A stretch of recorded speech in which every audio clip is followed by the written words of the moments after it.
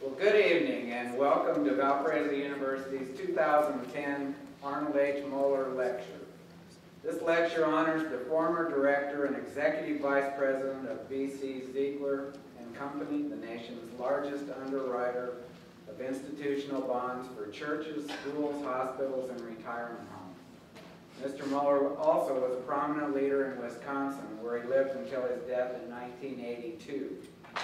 His daughter, Marilyn Holmquist, attended Valpo in the 1950s and established the endowment fund in honor of her father. Previous speakers in the Moeller Lecture series have included sustainability expert Ray Anderson, television personality and author Susie Orman, and the president and CEO of Lutheran Social Services, Kurt Sinsky. Before I introduce our guest tonight, I do want to make a few thank yous. One is to the integrated marketing and communication staff.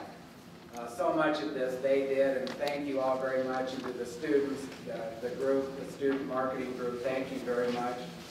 Office of Institutional Advancement also assisted with this, and I appreciate that, as well as the college staff, especially Angela and Tony.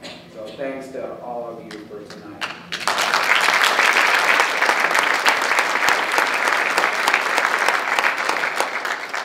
Tonight we're honored to welcome another distinguished speaker, someone who knows our campus very well and represents the thoughtful leadership and quality that distinguishes the Valpo community. T. Paul Bulmahn, the founder, chairman, and CEO of ATP Oil and Gas Corporation, demonstrated his leadership as Valpo's student body president before graduating in 1965. Since then, Mr. Bulmahn has successfully launched 7 startups in very different industries, including offshore oil and gas development, green energy, and thoroughbred racing and training. An international leader in the oil and gas industry, he founded ATP in 1991. He is widely recognized for his innovative work developing offshore properties for commercial production in the Gulf of Mexico and the North Sea. Among his numerous accolades, Mr. Bulmahn has received the Rhodes Petroleum Industry Leadership Award and was named Entrepreneur of the Year in Energy by Ernst & Young. Mr. Bulmahn also is a philanthropic leader. He serves as a member of Valparaiso University's Board of Directors and was chair of the highly successful Brace Interfaith Ministries Fund Drive for food banks in Houston. Tonight's Moeller Lecture is a great opportunity to hear firsthand from a prominent entrepreneur who has built businesses from the ground up. Please join me in welcoming Mr. T. Paul Bulmahn.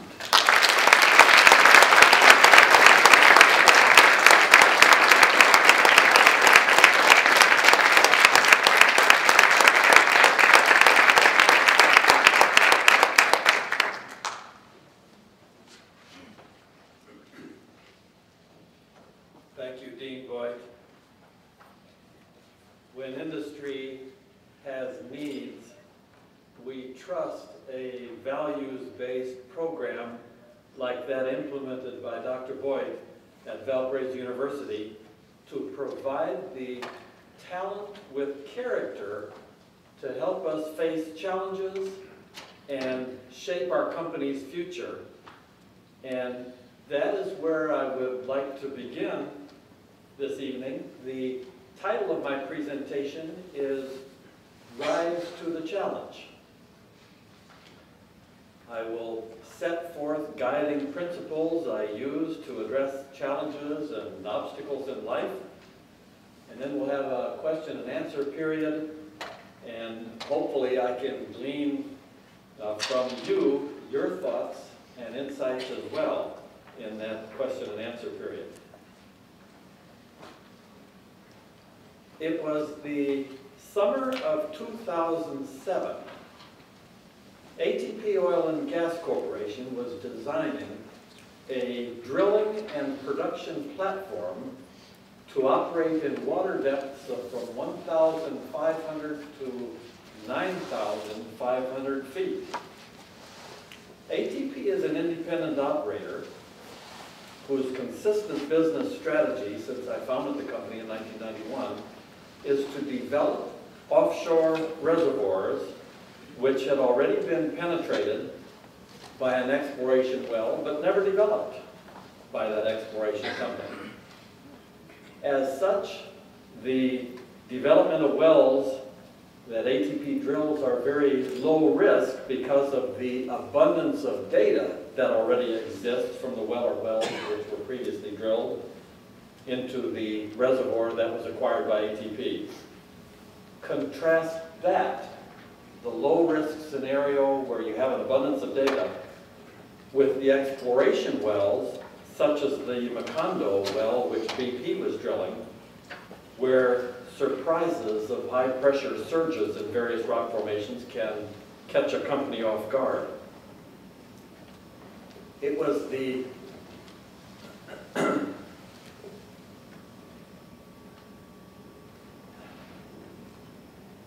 ATP wanted to address, in a responsible way, what we saw in our design of this platform. We wanted to address a way as a potential deep water safety issue.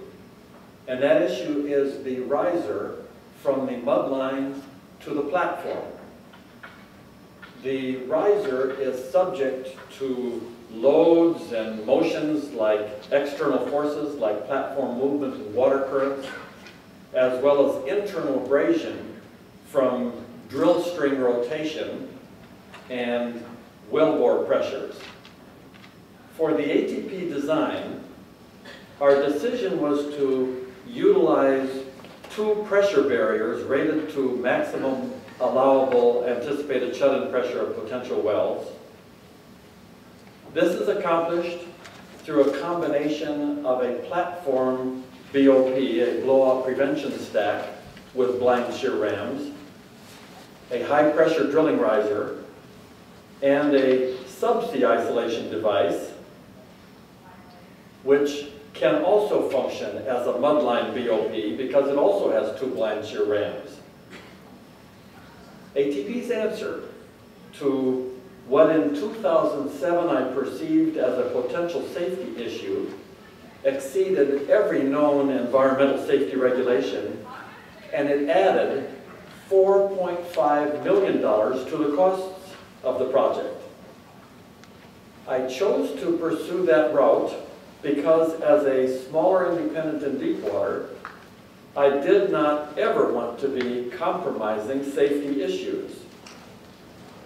If the Horizon drilling rig had the ATP Titan's safety redundancy, I believe BP's results would have been quite different, save and except for the element of human negligence, which would not be overcome by design redundancy.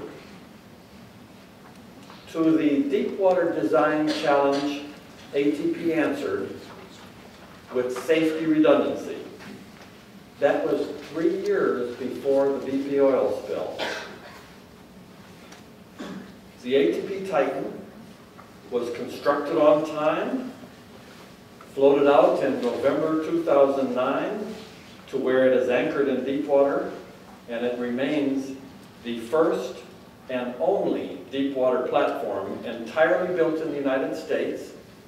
The hull was built in the area near Corpus Christi, and the decks were built in Houma, Louisiana. The 3-column spar design, and you can see only 2 columns of it here, the third column is behind, is another first in the world. And the design provides increased stability in higher wind and wave conditions. And there are other designs as well on this platform that are also include a top tension riser system supported by the hull, and polyester segments of the 12-point mooring system, which were both designed for post-Katrina hurricane criteria. I'm delighted to give you an opportunity to see the ATP Titan in a short video clip. This hull is called a Mindock design. It's a 3-column cross between